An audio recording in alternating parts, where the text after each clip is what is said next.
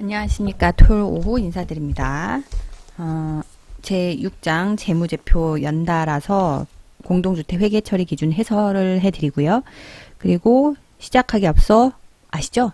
좋아요, 구독 누르시고 내 주변에 있는 아이가 잘 모른다? 그러면 카톡으로 링크를 복사해서 공유하시면 됩니다. 그 영상 하단에 보면 공유라고 되어 있는 게 있어요. 엄지척 옆에 다음에 공유 있는데 거기를 선택하시고 전달하시면 됩니다. 매우 쉽습니다. 재무제표 6장 관리주체는 0 제27조 1항에 따라 이런 거는 제가 이제 읽지는 않을 거예요. 다음에 재무제표를 작성해야 된다. 그 재무제표에 들어가는 그 항목들이죠. 첫 번째는 재무상태표, 운영성과표, 이익이익한번 처분 계산서. 이건 계속 제가 강조를 했던 거라서 이제 자세한 설명은 안 하겠습니다. 앞에 이미 좀 했어요. 또는 결성금 처리 계산서인데 결성금은 아파트는 없다.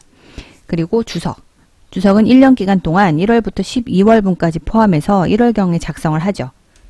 그거 하고 재무상태표하고 운영성과표는 우리 XPRP 모듈에서 출력할 수 있습니다. 그리고 전년도, 전기 거를 같이 비교로 표시해야 되고 재무상태표는 한 시점을 비교하기 때문에 얘는 전년도는 무조건 전년의 12월 31일 기준으로 비교해 주시면 되고 운영성과표는 같은 기간으로 설정해 주시면 됩니다. 우리 아파트는 그 공동주택은 재무제표를 매월 작성하잖아요. 그죠? 그래서 요런 거는 매달 작성하는데 그 중에서 이익여분 처분 계산서만 매달 작성하진 않죠.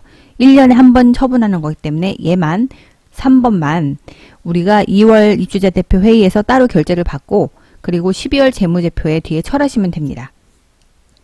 밑에 한번 좀 더 자세하게 보면 관리주체에 대한 회계감사. 회계감사는 12월 말일자 재무제표를 꼭 참고를 하고요. 그죠?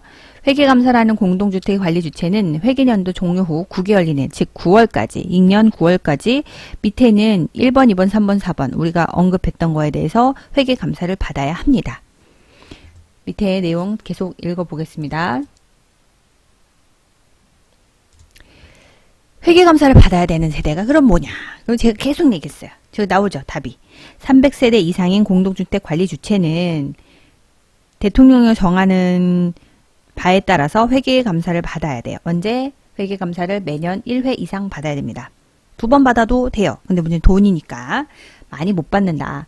회계감사를 받지 아니하기로 한 해당 공동주택 입주자 등의 안 받을 수도 있긴 해요. 3분의 2 이상 서면 동의를 받은 연도에는 그러지 아니하다. 자, 그러면 얘는 문제가 있어요.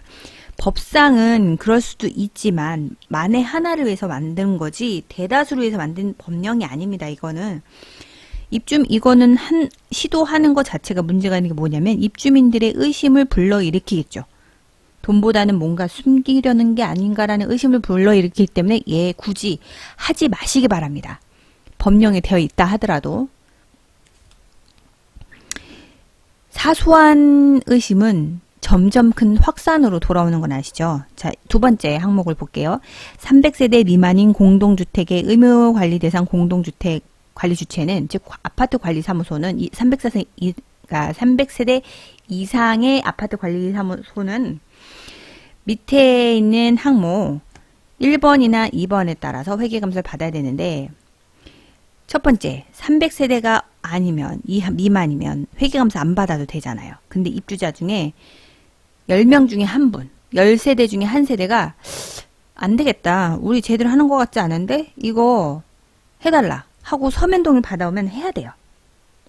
그리고 해당하는 그거 서면동을 받아서 회계감사를 받고 얘도 공동주택 이미 받은 거는 K아파트 국토부에 공시해야 됩니다. 두 번째 거 볼게요. 이번에는 입주자 등이 아니라 입주자 대표 회의에서 이런 경우 있죠. 전기 입주자 대표 회의 한 게 좀 이상해. 지금 우리가 하고 있는 게 맞아? 라고 의심이 들어서 입주자 대표 회의에서 의결을 해요. 과반수 동의를 하면 회계감사 받습니다. 1번과 2번, 즉 300세대 미만이지만 회계감사를 받을 수 있는 경우는 두 가지로 걸쳐서 설명을 드렸습니다. 세 번째, 그래서 이제 어쨌든 간에 300세대 이상이거나 300세대 미만인데 1번하고 2번에 해당돼서 회계감사를 받았다. 그러면 1개월 이내에 입주자 대표회의 결과는 나왔으면 보고하고, 공동주택 단지 인터넷 홈페이지 공동주택 관리정보 시스템, 이게 뭐예요? 국토부죠. K아파트에 공개하셔야 됩니다. 그 다음 네 번째 한번 볼게요. 회계감사의 감사인은 입주자 대표회의가 선정합니다. 왜냐하면 엄밀히 말하면 회계감사는 아파트 관리소의 업무, 즉 회계 처리에 대해서 적절하게 하고 있는지 검사하는 거기 때문에 입주자 대표회의가 선정하죠. 그래서 이제 계약서를 받으면 입대위가 결재를 합니다.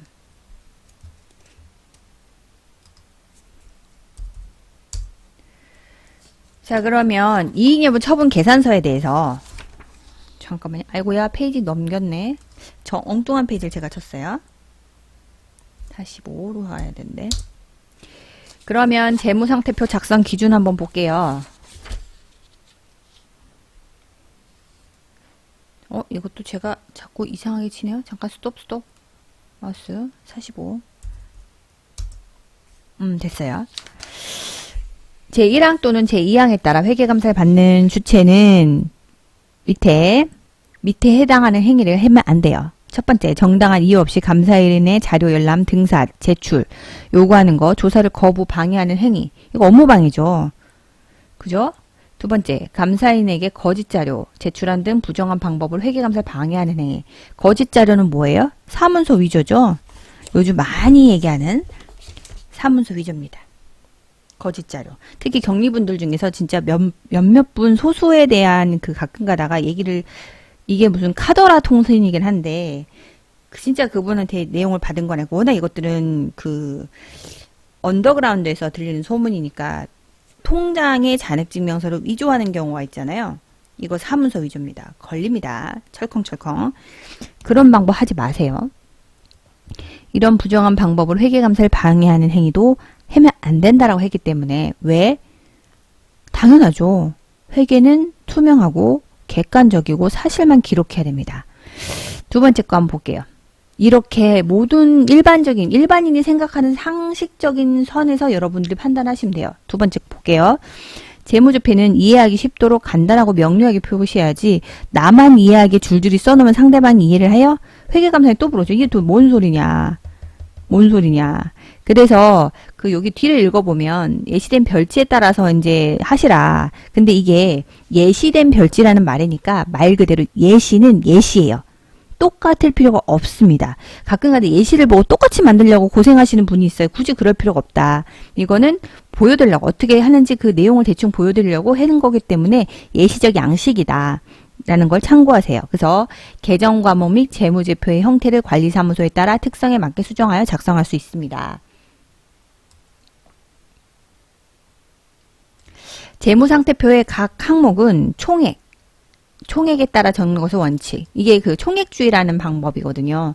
근데 가끔 가다가 우리가 순액주의로 전표를 치는 사람들이 있어요. 그게 뭐냐. 예를 들어서 차변. 이거를 펜을 써야겠네요. 웬만하면 이 펜 다를까봐 안 쓰고 있는데,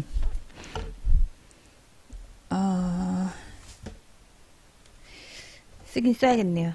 최대한 안 쓰려고 제가 용어 썼지만 보여는 드려야 될 것 같습니다.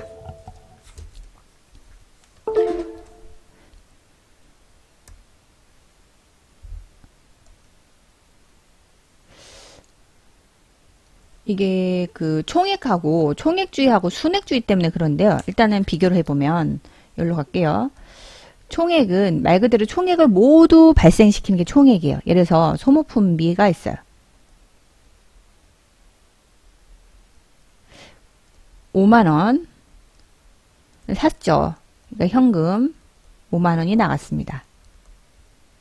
근데 가만 보니까 사장님이 어머 세상에 A4 5만원이 아니라 그거 알고 보니까 우리 가격을 잘못 알려줘서 4만원에 현금 돌려줄게 이렇게 되죠. 그래서 이거를 전표를 어떻게 해요? 소모품비를 마이너스 10,000원 그리고 현금 빠진 거 다시 이렇게 하면 이게 XP, ERP의 단점이에요. 얘가 들어가져요. 원래는 이렇게 하면 안 됩니다. 이렇게 하면 합계잔액 시산표에 5만원에서 만원이 뺀 4만원만 기록이 되죠. 합계잔액 시산표에.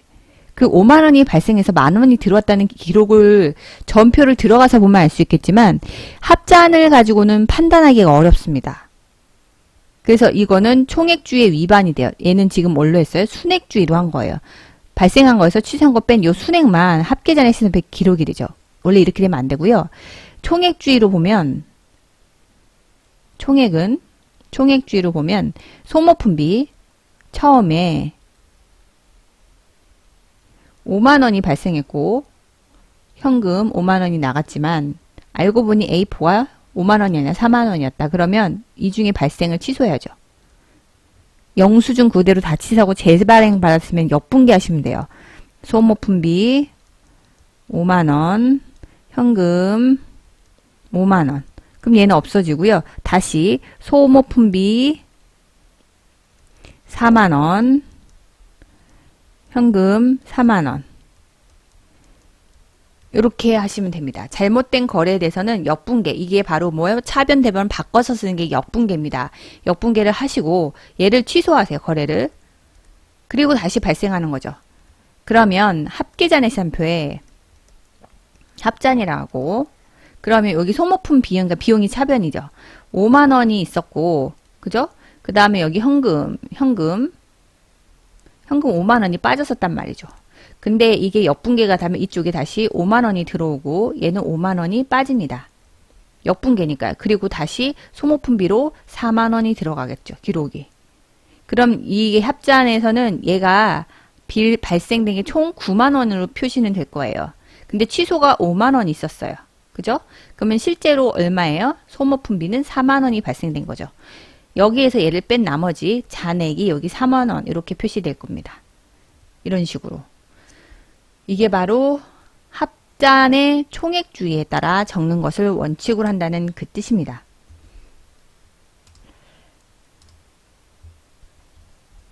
그러면 계속해서 볼게요.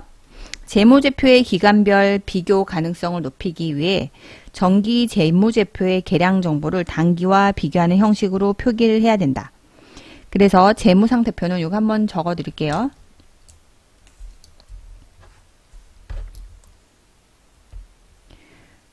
이거는 재무상태표. 여기서 한 가지 표시를 할게요. 단기, 전기, 차기. 당월, 전월, 2월 또는 차월. 2월은 넘긴다는 의미가 더해서 차월로 할게요. 그러면 단기는 올해가 2020년이잖아요. 2020년이 단기고요. 전기는 2019년, 차기는 2021년입니다. 당월은 지금이 4월이죠.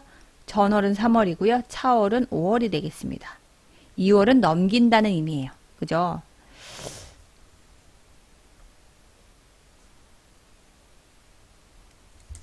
이 정도는 알고 계셔야 될 것 같습니다. 그리고 이제 5번 항목으로 이제 볼게요. 회계 연도 중 계정이 재분류되어 비교 가능성이 저하될 것으로 판단되는 항목은 별도로 표시하거나 주석에 기록하여 그 정보를 알 수 있게 하여야 한다. 비교 가능성이 저하된다는 얘기는 뭐냐면 그 계정 이름을 바꾸면 전년도와 같은 계정이 아니죠. 그러면 이제 비교가 어렵죠. 그럼 이건 설명하라라는 얘기예요. 다만 금액적으로 중요하지 않은 내용은 굳이 그럴 필요는 없다라는 얘기죠. 44조 재무상태표. 재무상태표는 특정 시점에 공동주택 관리사무소의 자산과 부채 명시 및 상호관계 재무상태를 나타내는 재무제표로서 자산, 부채 및 순자산. 아파트는 그러니까 공동주택은 순자산으로 쓰지 자본으로 쓰지 않습니다. 왜냐하면 자산, 부채, 자본이 그 대표적인 회계의 큰 카테고리이긴 한데 자본은 기업 회계의 의미고요. 주식이나 주주의 의미입니다. 배당을 하고 그죠? 그 다음에 그거로 인해서 우리가 그 자본금이라고 하잖아요. 근데 아파트는 주식의 의미가 아니잖아요. 자본금에서 배당하진 않으니까 그거하고 의미가 다르기 때문에 순자산으로 구분하여 표기를 합니다.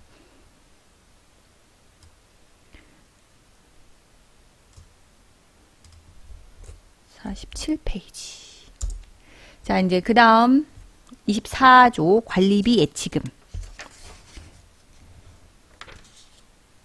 잠깐만요. 46이어야 되는데. 46. 자, 총액. 그 다음에 기준의 원칙, 미결산 계전의 정리. 이 부분 한번 읽어드리겠습니다. 자산과 부채는 총액에 따라 적는 것을 원칙으로 하고, 저희 공동주택은 총액주의입니다. 순액주의가 아니에요. 그래서 전표에 마이너스가 들어가면 안 되고요. 만약에 전표를 잘못했다. 그거에 대해서 그 금액은 빼야 된다. 그러면 앞에 있던 그 전에 있던 전표에 역분계, 차대변을 바꿔서 쓰는 그렇게 역분계를 하시고 다시 제대로 발생하시면 됩니다. 자산과 부채는 총액에 따라 적는 것을 원칙으로 하고 자산의 항목과 부채 또는 순자산의 항목을 상계하는 것을 금지. 순자산의 항목 상계. 여기서 말하는 상계는 뭐예요? 빼는 거죠. 그죠? 그래서 제가 말한 대로 총액으로, 그죠?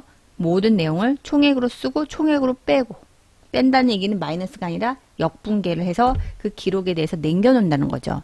아, 역분계했구나, 얘를 취소했구나 라고 의미를 부여할 수 있습니다. 미결산 계전의 정리. 미결산은 임시계정이죠. 가지급금이나 가수금 등 미결산 계정은 그 내용을 나타내는 적절한 과목으로 표시를 해야 됩니다. 밑에 자산은 유동자산과 비유동자산으로 구분을 하되 회계연도 종료, 그러니까 유동하고 비유동의 구분은 1년 이내에 하냐 1년이 넘어가냐 그거밖에 기준이 없어요. 유동부채 비유동 마찬가지예요. 1년 이내에 이게 상환이 되냐 1년으로 넘어가냐 1년 밖으로 넘어가냐 그 기간이 이렇게 나눠집니다. 그래서 한번 읽어만 드리면 잘 아실 겁니다. 1년 이내에 현금화 되거나 실현될 것으로 예상되면 유동, 그 밖의 경우는 비유동. 그러니까 유동은 뭐예요? 유동적으로 움직이는 거잖아요. 쉽게 움직이자는 거 우리가 알고 있는 부동산, 이게 비유동입니다. 부채는 유동부채와 비유동부채를 구분하되 회계연도 종료 후 1년 이내 상환 등을 통해 소멸할 것으로 예상이 되면 유동부채, 그 밖의 자료는 비유동부채로 구분합니다. 관리비 예치금 한번 볼게요. 관리비 예치금은 선수관리비 예치금하고 의미를 보시면 돼요. 별지 제1호 서식 비유동부채로 분류된 관리비 예치금은 공동주택법 제24조 및 공동주택관리법 시행령에 따른 관리비 예치금, 선수관리비 예치금을 의미합니다. 본 기준 별지 1호 서식 재무상태표의 관리비 예치금은 계정이 비유동 부채로 예시적으로 분류되어 있음. 그러니까 얘는 비유동 부채로 들어가야지 아직도 순자산 밑에 있는 데가 있어요. 그러니까 옛날에 이게 한번 바뀌었어요. 그러니까 선수관리비를 주식의 그 자본이라고 인식했기 때문에 순자산, 즉 자본 계정 밑에 있는 아파트가 있는데 얘는 2017년 1월 기준으로 바뀌었습니다. 그래서 그 계정을 옮기셔야 돼요. 옮긴다고 해서 그 계정 과목, 계정만 소속을 옮기는 게 아니라 다시 계정을 그 비유동 부채로 만들고 그 전에 순자산 밑에 있는 관리비 예치금은 전표를 넣어서 금액을 옮겨야 됩니다. 그런 점이 있으면 여러분 고치셔야 되고요. 아마 제 생각인데 의무관리 대상 아파트는 이미 다 고쳐져 있어요. 회계감사를 지적하거나 아니면 그 조정하기 때문에. 근데 의무관리 대상 아파트가 아니면 회계감사를 안 받죠. 아직도 그렇게 하는 데가 있어요. 그러니까 이거는 여러분들이 만약에 본인이 인수인계 받았으면 그 즉시 얘는 바로 고치셔야 됩니다. 관리비 예치금은 반환 의무가 있다는 점에서 정의상 부채, 즉 처음 입주하시고 지금까지 소유를 하고 있다고 하면, 소유를 하고 있으면 그분이 관리비 예치금에 대한 부채는 본인이 아파트 관리소에다가 납부한 거고, 이 소유권에 대한 소유가 사실상 소멸하면 그 돈은 돌려받습니다. 그래서 매매를 하면 선수관리비 예치금은 서로 영수증을 뽑아주면 부동산에서 새로 사는 분과 물건을 파는 분끼리 인수인계하죠. 관리비 예치금이란 선집행하는 운영자금 등의 관리비를 충당하기 위해서 세대별 소유자에게 일정액을 받아 예치한 것으로 입주 시점의 면적을 기준으로 부과합니다. 입주 시점이 오래된 아파트의 경우 물가 상승으로 인해 운영자금보다 관리비 예치금이 부족한 단지도 다수 있습니다. 이 경우 각 공동주택의 상하에 따라 부족액을 다시 인상을 검토할 수 있어요. 만약 입주 시점이 오래된 거는 입주가 금방금방 안 돼. 그러니까 그 아파트 중에서 분양이 빨리빨리 안 되는 데 있죠. 그런 데는 선수관리비 예치금이 많이 부족한 경우가 있습니다. 이럴 때는 추가로 인상을 검토할 수 있어요. 근데 이거 좀 쉽진 않죠. 이게 반발이 엄청 셉니다. 관리비 예치금은 관리비와 별도 고지를 통해 징수하여야 합니다. 자, 그러면 다음 페이지. 한번 설명한 거에 대해서 사실 부수적인 용어 설명이 잘 돼 있죠. 그래서 이거는 회계 처리 기준에서는 초보님들은 용어를 정리하기엔 딱 좋아요. 그래서 한 번씩은 꼭 보셔야 되고 제가 강초를 해서 지금 일부러 읽어드리고 있어요. 아마 이제 제 이 영상이 크게 조회가 안 되는 이유는 기존의 경력자분들은 굳이 이거를 안 읽으셔도 됩니다. 근데 한번 그 복습하면서 복습 차원에서 보신 분들도 계시고 돌다리도 도들겨 보신다고 아니면 초보분들은 얘는 이 영상 꼭 보셔야 될 것 같습니다. 자, 계속 갈게요. 24조 관리비 예치금. 관리 주체는 해당 공동주택의 공용 부분의 관리 및 운영에 등에 필요한 경비, 이하 관리비 예치금에 대해서 공동주택의 소유자로서 징수할 수 있습니다. 이 관리비 예치금이라는 건 뭐냐면 만약에 입주를 했어요.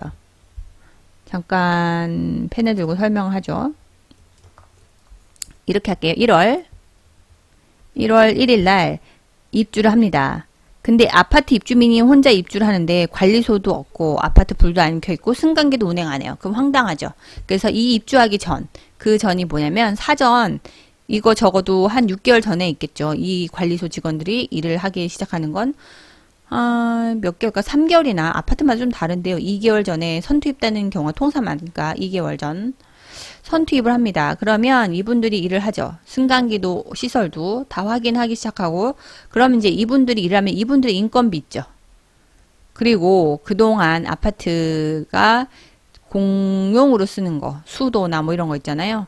이런 거 요 인건비와 수도 뭐 기타 등등의 거에 대해서 2달분에 대해서 비용을 일단은 쓰죠.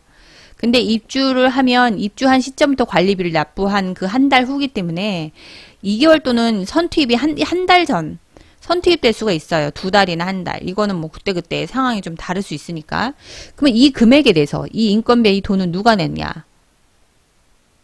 입주자분들이 나중에 내셔야 되죠. 그러니까 이분이 입주를 하는 시점에 한 달 후에 관리비 보이가 쓴 거는 본인이 관리비는 내는 거지만 그 전에 2달 또는 한 달 반 정도의 그 사용료에 대해서는 이게 선수관리비 예치금, 관리비 예치금에서 요거를 납부하시는 거야. 요 기간에 쓴 거를. 이렇게 이해하시면 돼요. 이 앞에 그죠? 그러니까 한 달 뒤에 부과되니까 이거와 또는 한 달 반, 어쩌면 넉넉하게 2달, 어쩌면 석 달일 수도 있어요. 이거는 아파트 사업자, 뭐 시공사, 관리소 좀 다를 수 있어요. 이거는 무조건 한 달 이렇게 꼭 집어서 말씀드릴 수는 없습니다. 그러니까 이 사전 운영 비용에 대해서 내는 금액이니까 관리비 예치금. 그래서 또 다른 용어는 선수. 먼저 내는 관리비다. 그래서 선수관리비라고 해요. 이거를 납부해야지 저희가 키를 불출하고 이 키를 불출하면서 입주민하고 관리소 직원이 같이 가서 전기, 수도, 계량기를 맞춥니다. 왜냐하면 입주하는 시점부터 사용료는 입주자가 내기 때문에 계량기를 사인을 확인하고 그 다음에 이분들이 입주를 하시죠. 그러면 밑에 있는 거 보시면 관리주체는 소유자가 공동주택 소유권을 상실한 경우에는 그 징수한 선수관리비 예치금 또는 관리비 예치금을 반환을 해야 됩니다. 다만 소유자가 관리비 사용료 및 장기순 충당금을 미납한 때에는 이거죠. 대표적인 거 경매죠. 관리비 예치금에서 정산한 후 잔액을 반환할 수 있습니다. 그래서 그 경매로 넘어가서 공용 부분은 낙찰자가 납부를 해야 돼요. 그래서 이거는 문제가 되지 않은데 그 본인 전용 부분, 본인이 썼던 거, 사용료 이거를 안 납부하고 그분이 연락이 안 돼. 이러면 이 선수관리비 예치금에서 그 정산한 후 잔액을 반환할 수 있는데 이 잔액은 새로 들어온 사람한테 넘겨주는 게 아니라 그 원래 처음에 했던 그 A라는 사람, 새로 들어온 사람 빌어가면 이분이 아니라 A한테 돌려주는 거죠. 그래서 만약 이 돈이 남았어요. 그러면 이거는 갖고 있으셔야 됩니다. B한테 넘어주거나 관리비를 차감해주지 마세요. 어쨌든 엄밀히 말한 건 A와 관리소의 채무 관계이지 B라는 사람이 경매로 본인 소유권 넘어갔다고 해서 이 사람이 갖고 있던 모든 권한을 갖고 있는 건 아니에요. 요거 좀 조심하셔야 된다. 관리비 예치금의 징수 및 관리 및 운영에 필요한 사항은 대통령령 정한다. 자, 밑에 거 한번 볼까요? 관리비 예치금의 징수. 사업주체는 제11조 1항에 따라 입주 예정자의 과반수가 입주할 때까지 공동주택을 직접 관리하는 경우 입주 예정자와 관리계약을 체결하여 만약 들어오시면 그 밑에다가 공동주택 무슨 관리 뭐 이렇게 서명하는 게 있어요. 그 서명도 받으셔야 돼요. 그러니까 입주할 땐 되게 챙길 게 많죠. 그 관리계약에 따라 관리비 예치금을 징수할 수 있다. 할 일이 많습니다. 입주 아파트는 일이 너무 많아요. 그래서 만약에 초보 격리가 입주 아파트 가신다 하면 솔직히 시키지도 않을 뿐더러 만약에 안 가니까 어쩔 수 없이 초보들을 뽑을 때도 있어요. 그럼 진짜 정신 바짝 차리셔야 됩니다. 될 수 있으면 그 위험한 거는 좀 피하는 게 좋긴 한데 직업이 쉽게 구하지지 않으니까 급한 마음에 가시는 분들도 있어요. 그 마음은 이해는 갑니다. 근데 막상 해서 그 업무 처리가 미숙하면 정말 힘든 상황이 많이 벌어집니다. 그리고 극단적으로 거기서 정 떨어져서 아예 발을 안 붙이는 사람들도 봤어요. 계속 볼게요. 장기순 충당 예치금, 장기순 충당금 등 사용 시기를 특정할 수 없는 자산. 장기순 충당 계획은 있지만 실제 걔가 그 시간에 맞춰서 나 아플 거다. 나 이때 네 계획에 따라 내가 다쳐줄게. 나를 수리해줘 라고 하지 않잖아요. 자산과 부채는 비유동 자산과 비유동 부채로, 즉 1년 안에, 그게 정확한 시점을 알 수 없기 때문에 비유동으로 구분합니다. 퇴직금도 마찬가지예요. 퇴직금도 비유동 부채로 갑니다. 연차는 1년 후면 받죠. 걔는 유동으로 갑니다. 유동 부채. 장기순 충당 예치금과 잠깐 하나만 더 해볼까요? 하자. 입주 초기에 봐서 한 8년 차쯤 돼서 하자 소송을 해서 돈을 받았다 칩시다. 하자는 이게 금방 고쳐지는 게 아니죠. 얘도 비유동으로 가셔야 됩니다. 장기순 충당 예치금과 장기순 충당금의 분류. 예치금은 통장이고요. 통장에 대한 예를 들어서 하나은행 장기순 충당 예치금, 그건 통장에 대한 거고요. 장기순 충당금은 부채로 분류한 겁니다.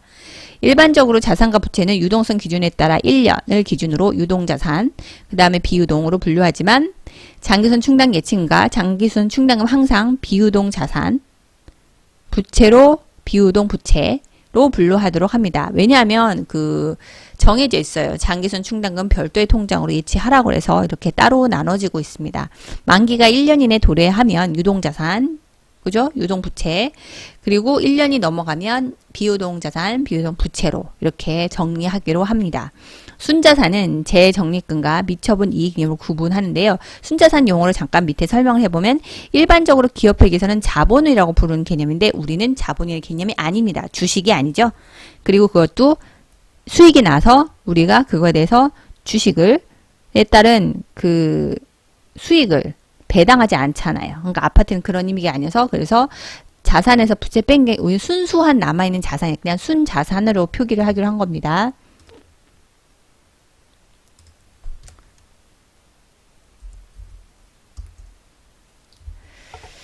그러면 이제 계속해서 볼까요? 적립금의 예시.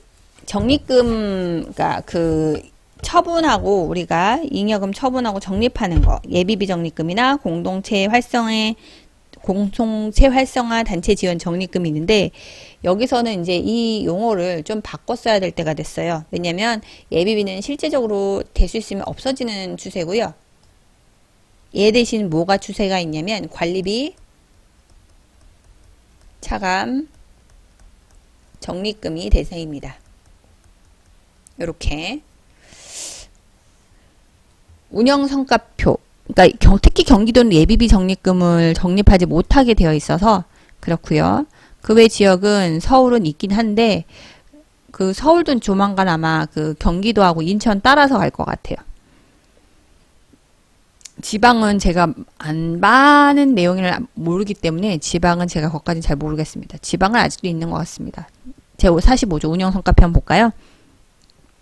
운영성과표는 회계기간 동안 관리주체가 공동주택 관리 서비스를 제공하거나 부대 활동을 수행하기 위해 지출된 비용, 그리고 이를 위해 입주자 등 기타 제3자로부터 회수된 수익. 이게 뭐예요? 광고 수익 같은 거 있잖아요. 그죠? 검침 수익, 주차장, 외부 주차장 하는 거, 그런 거. 수익을 적정하게 표시해야 됩니다. 그리고 그 운영성과표에 대한 좀 자세히 한 번 더 설명하면 기업 회계 기준에서 손익계산서와 유사한 개념의 재무지표, 즉 운영성과표는 기간으로 표시를 하고요. 일정 기간 동안 발생한 모든 수익과 비용을 보고하는 재무제표입니다. 재무제표에 들어가는 한 양식이죠. 관리손익은 관리비 수익에서 관리비 비용을 차감한 금액. 근데 우리가 비용에 대해서 관리수익을 똑같이 발생시키기 때문에 관리수익에서 관리비용 차감한 금액은 0으로 똑같아야 됩니다. 그게 바로 미부가 관리비하고 똑같고, 그죠? 이 세 가지는 맞아야 돼요. 관리수익은 관리비 같은 장기순 충당금, 그리고 사용료. 사용료는 아시죠? 전기, 가스, 수도, 난방비 이런 것들에 대해서 우리가 입주자한테 부과하는 것이 바로 관리수익이고요. 관리수익이고, 관리비용은 관리주체가 관리 업무를 제공함으로써 발생한 비용으로 제1항에는 관리비 또는 제2조에는 장충금 같은 또 제3장인 사용료의 합계액을 의미합니다. 운영성과표상, 공용관리비, 개별 사용료 등으로 구분하여 나눠서 표기를 하고요. 그래서 대표적인 거 그 항목들 보면 일청경, 소, 일반관리비, 청소비, 경비비, 소독비. 일반관리비는 누가 쓰는 거? 주체가 관리소에서 쓰는 비용, 청소비는 청소 위탁, 그죠? 경비비 위탁, 소독은 소독 회사에 한 비용들, 이렇게 승강 유지비, 홈네트워크 유지비, 난방비. 그 다음 페이지 계속해서 보면 난방비 나오면 급탕비 나오죠? 수선 유지비, 위탁관리 수수료 얘네들이 있습니다. 그리고 그 외로 우리가 아파트에서 꼭 적립해야 될, 아파트가 노후가 되면 수선을 해야 될 장기로 오랫동안 수선하는 장기선 충당금, 이거는 소유자만 냅니다. 세입자는 의무가 없습니다. 그 다음에 대통령으로 정하는 사용료, 전기료, 수도료, 가스, 지역난방, 정화조 오물 수수료, 생활폐기물 수수료, 그 다음에 보험료도 사용료고요. 입주자 대표의 운영비와 선거관리 운영비도 당연히 사용료입니다. 관리비 등 납부 및 공개, 의무관리 대상 공동주택 입주자 등은 여기서 의무라고 하니까 딱 정해져서 300세대 이상만 하니까 우린 아니다라고 생각하지 마세요. 어차피 이제 입주자들이 서로 다른 아파트도 많고 적음에 상관없이 비교를 하기 때문에 우리는 그런 거 왜 안 해요? 하면 이제 슬슬 이제 의심의 눈을 바라보죠. 입주자 등은 관리소에다가 그들이 이제 유지관리 필요한 그 경비를 관리주체 납부를 하죠. 첫 번째 관리비 내용은 대통령을 정하고요. 아까 제가 언급했던 거 10가지, 위탁관리 수수료까지, 그리고 장기순 충당금과 사용료 등이 정해져 있습니다. 그리고 이 내용 등을 납부자한테, 입주자한테 받을 수 있고요. 그리고 이 그 근거나 내용이 뭘로 해서 산출됐는지 이런 거는 요 밑에 인터넷 홈페이지에 게시를 하셔야 됩니다. 그리고 또한 아파트 공동주택관리사무소의 게시판도 활용해서 공개를 하셔야 되고요. 다만 운영하는 공동주택관리정보 시스템 이제 공개하기 곤란한 경우 대통령을 정하는 경우에는 해당 주택의 인터넷 홈페이지에서만 공개할 수 있습니다. 근데 공개하기 곤란한 경우가 뭘까요? 거의 없다는 거죠. 그러니까 이거는 쓸데없는 말이다. 제3항의 장기수선비는 관리주체가 해당 주택의 소유자에게 부과를 하는데요. 실제로 소유자한테 따로 부과하기는 어렵습니다. A라는 사람이 소유자고 B라는 사람이 세입자라면 A라는 소유자하고 B라는 사람한테 고지를 각각 보낼 수가 없잖아요. 그죠? 그래서 이제 세입자가 일단은 냅니다. 그래서 이 세입자가 이사 갈 때 A라는 사람이 그 기간 했던 금액을 돌려주죠. 그래서 장기순 충당금은 전세자나 월세자가 이사 갈 때는 따로 같이 뽑아서 주면 소유자가 돌려줍니다. 자, 그러면 요 밑에 있는 거는 제가 한번 읽어는 드리는데요. 제가 읽어드린 이유는 있습니다. 왜냐하면 격리분들도 한번 용어를 들어보고 기억을 하시는 게 좋아요.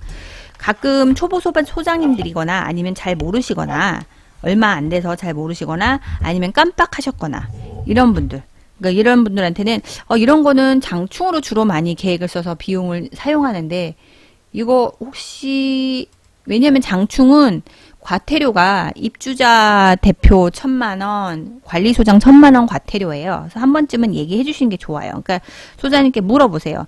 이게 장충 계획서에 있는지 보통은 보통은 장충에서 지급했던 항목인 것 같은데 소장님 한번 확인해 보세요라고. 그래서 이제 그렇네 라고 하면 고마워 하고 이렇게 얘기하겠죠. 그렇다고 우리가 다 이걸 외우거나 암기할 수는 없잖아요. 그러니까 한번 여기서 읽어만 보자라는 취지에서 제가 읽어드리겠습니다. 장기수선 충당 계획부 제29조 1항에 따라 한번 읽어낼게요. 장기수선 계획을 수립하는 자는 누구예요? 관리사무소장이죠. 국토교통부령으로 정하는 기준에 따라 장기수선 계획을 수립해야 되고요. 이 경우 해당 공동주택의 건설 비용을 고려하여야 됩니다. 자, 그러면 여기 밑에 있는 거 지붕, 건물 외부. 지붕은 모르타르 마감, 고분자 도막 방수. 우리가 전면 수리, 뭐 수선 주기, 수선율 이건 필요가 없어요. 요것만 기억하시면 돼요. 머릿속에. 그러니까 외우란 얘기는 아니에요. 한번 기억하셨다가 혹시라도 본인 업무에 이거 그랬던 기억이 난다라고 생각하면 도움이 된다는 얘기죠. 고분자 시트 방수, 금속기와 이끼, 아스팔트 싱글 이끼, 외부 돌 붙이기, 수성 페인트질, 외부 창문, 출입문, 자동문. 이거는 출입문, 자동문 전면 교체할 때. 근데 그 아파트마다 좀 다를 수 있어요. 부분 수리도 뭐 그 되는 경우도 있고 안 되는 경우도 있고. 건물 내부 한번 보겠습니다. 천장, 수선 도료칠, 유성 도료칠, 합성 수지 도료칠, 내벽, 수성 도료칠, 유성 도료칠, 합성 수지 도료칠, 바닥, 지하 주차장 바닥, 부분 전면 교체, 계단, 계단 논슬립, 유성 페인트 칠. 세 번째, 전기 소화, 승강기 및 지능형 홈 네트워크 설비.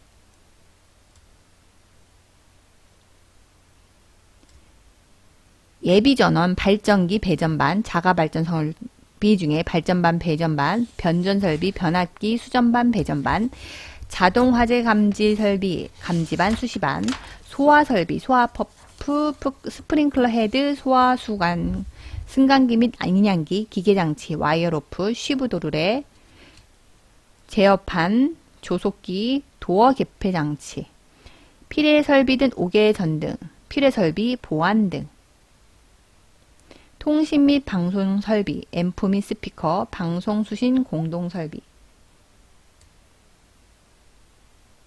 보일러 및 기계실 동력반, 보안 방범시설, 감시반, 모니터링, 녹화장치, CCTV, 폐쇄로, 텔레비전 카메라 및 침입 탐지 시설, 지능형 홈 네트워크 설비, 홈 네트워크 기기, 단지 공용 시스템 장비.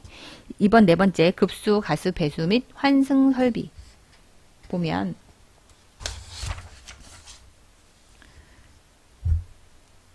급수펌프, 고가수조, STS 합성수지, 급수관, 강관, 뭐 교체라고 하고요. 가스설비, 배관 밸브, 교체, 배수설비, 펌프, 배수관, 5배수관, 5배수관 PVC, 교체, 환기설비, 환기팬 전면 교체, 난방 및 급탕 설비, 난방, 보일러, 급수탱크, 보일러 수관, 난방 순환 펌프, 난방관, 자동 제어기기, 열교환기 교체, 급탕 설비, 순환 펌프, 급탕 탱크, 급탕관, 전면 교체.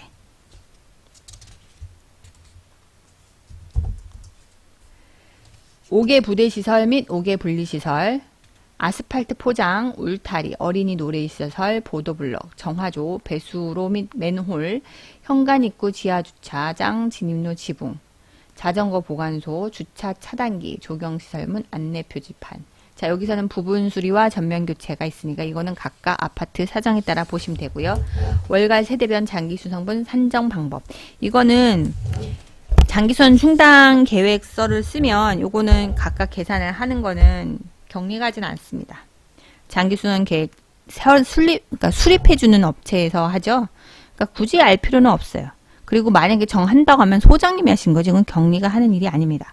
굳이 우리가 머리 써매고 배울 필요는 없다. 근데 참고로 한번 읽어만 보자. 월간 세대간 장기수선 충당금 금액은 어떻게 나오느냐? 분자를 분모로 나누죠. 근데 분모는 나누는 거는 좀 있다고. 장기수선 계획 기간 중에 수선비 총액. 그러니까 장기수선 기간, 만약에 10년이든 20년이든 30년 계획을 썼으면 총 수선비 총액이 어느 정도 왁구가 잡히잖아요. 걔를 나눠요. 왜냐면 면적당 나눠야 되잖아요. 입주민한테 부과할 때 면적당 나누고 그 면적을 언제 동안 해요? 1년 동안 일단은 부과할 거니까 얘를 면적 그 공급 면적에다가 1년이면 몇 개월이에요? 12달 동안 부과했겠죠. 그죠? 그리고 계획된 기간으로 만약에 10년짜리면 10년, 뭐 5년짜리면 5년 얘를 곱하면 전체 금액을 분할해야 하는 단가가 나오겠죠. 그게 세대당 주택 공급 면적에 따라 부과하시면 된다 이 뜻입니다. 장기순환 충당금 회계처리 예시, 경리는 요걸 잘 기억하셔야 됩니다. 장기순환 충당금과 장기순환 충당 예치금은 반드시 일치해야 되고요. 무조건 일치하지 않더라도 한 달 차이도 괜찮습니다. 딱 금액이 한 달 차이다. 그것도 괜찮아요. 왜냐하면 부과하고 적립했다는 의미이기 때문에 한 달 차이일 수도 있어요. 근데 부과하는 시점에 그 뭐죠? 바로 적립하는 경우면 딱 맞아 떨어지겠죠. 근데 입주하자마자 바로 하는 거 아니고 입주하고 나서 1년 후부터 장기순 충당금을 적립하기 때문에 요 금액은 처음에 입주하고 1년쯤 되면 경리분하고 소장입하고 얼마인지 확인하셔서 부과를 하셔야 됩니다. 적립할 때는 여러분들이 그 별도 통장 해야 되니까 은행에 통장 하나 만드시고요. 당월분 장기순 충당금을 관리비에 부과할 때는 장기수선 비용이나 아니면 장기순 충당 그 여러분이 장기수선비, 장기순 충당금 비용 이렇게 여러 가지 아파트마다 이름은 좀 다르더라고요. 어쨌든 비용으로 한다 치고 장기순 충당비, 대변, 장기순 충당금 부채를 설정하죠. 그죠? 비용을 했어요. 부과를 하고 다음 달 입주민한테 돈을 받죠. 그러면 장기순 충당금 예치금으로 전입해야죠. 넘겨줘야 되니까. 예금으로 주로 많이 가죠. 예금, 관리비 예금이 대변에서 줄어들고요. 그리고 차변, 장기순 충당 예치금 통장은 돈이 들어갑니다. 이자 수익이 발생했다. 장기순 충당 예치금으로 돈이 이자가 들어왔잖아요. 이자 수익 들어오고 그리고 이거를 충당금 부채를 설정해야 되니까 장기순 충당금 대변 설정하면서 얘는 임시로 이 수익을 이쪽으로 넘겨줘야 돼요. 그죠? 비용으로, 임의로. 장기순 충당금 이자 넘기는 것, 전입액, 관리의 비용으로 처리하면 투스텝으로 분계가 됩니다. 얘도 투스텝이라고 보시면 되죠. 그래서 장충하고 예치금이 맞게 됩니다. 만약에 얘를 여기 하나가 빠졌는데요. 사용한다, 비용을 집행한다 하는 경우가 빠져있네요. 그러면 만약에 우리가 돈을 비용했어요. 그러면 우리가 돈을 지으니까 장충 돈이 줄어든 거 예치금에서 돈이 빠져나가고요. 만약에 500이 지하 주차장 수선했다. 무슨 바닥에 교체, 전면 교체 이런 식으로 장충 예치금 줄어들고 업체한테 대금을 주는 거죠. 그럼 여기서는 예치금은 줄어들었어요. 부채는 줄어들고 예금, 예치금이니까 통장이죠. 예를 들어서 통장에 돈은 들고 부채도 줄어들죠. 장기 수선 충당금 얘가 줄어듭니다. 500. 여긴 빠졌지만 이거는 만약에 장충을 사용 시 이렇게 차변과 대변을 전표를 입력할 때 요거 하나 기억하시고요. 장기순환 충당금과 하자보수 충당금의 이자 수익은 요것도 잘 기억하셔야 돼요. 하자도 특정 목적의 충당금이잖아요. 이자 수익은 잉여금 처분을 통해서 부채 증가 방식이 아닌 위와 같은 회계 처리 방식. 장기순환 충당금 이자 전입액, 그죠? 하자도 하자보수 충당 이자 전입액을 통한 부채 증가 방식이 보다 타당하다고 판단됨. 그러니까 이렇게 투 스텝으로 분계를 하셔야 된다는 거죠. 바로 그때그때 넘겨주시라는 얘기예요. 그래서 이익잉여금 처분할 때는 장충은 다시 전표 처리일 때 이익잉여금 처분할 때 장충에 대해서는 하지 않습니다. 대신 보고할 때는 내용은 들어가야겠죠.